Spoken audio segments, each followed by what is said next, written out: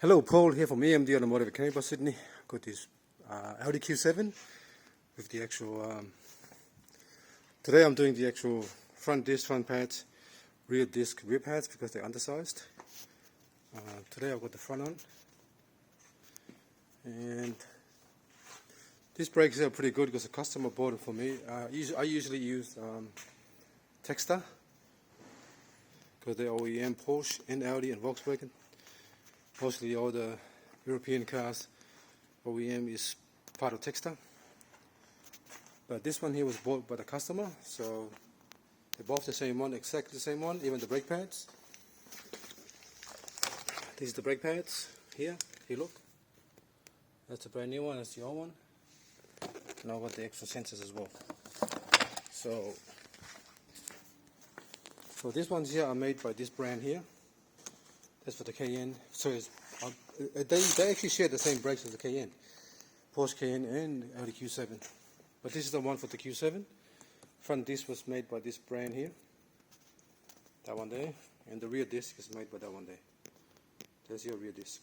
It's made by RDA. Alright.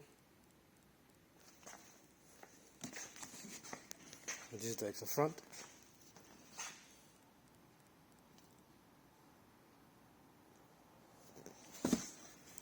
They look good to me, so what I'm going to do now, I'm going to clean the brake caliper. Look how dirty it is. Put the light on, see that? Have to clean all that down before I put the new pads on. And make sure you support the brake caliper so you don't damage the brake lines. And make sure you take that one off as well, so it's free. Otherwise you'll bend this and you damage it. And the one on top there, T30, this one, that one there, T30 and T40. Alright, we pause it there so you can see it. It's much cleaner now. Use a wire brush to clean it. That's all you can do, and make sure you clean this one as well. Clean that, get a sandpaper and sand that down so it's nice and clean. Little bit like that. So you want it to be clean, so all the dirt's off the actual pin. So when you slide it in here, it's easy. See how it's easier to go in? So like that. Just make sure you clean here, clean here. Put a bit of a copper grease there. Alright, now I'm going to assemble this. These two bolts here have to be torqued up to 270 Newton meters, 270 Newton meters, 270, before you put the brake pads on. Alright, that's torqued up to 200 foot-pounds or 270 Newton meters. That's all done. Now I'm going to put the brake pads on. Hopefully they fit, but I think they look good to me. They look alright. Alright. Okay, these brake pads here are made by Premier Brakes. So this is the one off the car. Let's compare it. I just put it next to each other. Yep, looks pretty much the same to me.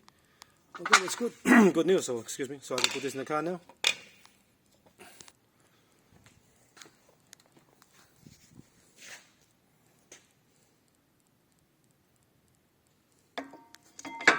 Yep, straight on. The other one, pretty much straight on like that. So you can see the flush, it's pretty good. Now you're going to get that pin that you cleaned. This one here goes in like that.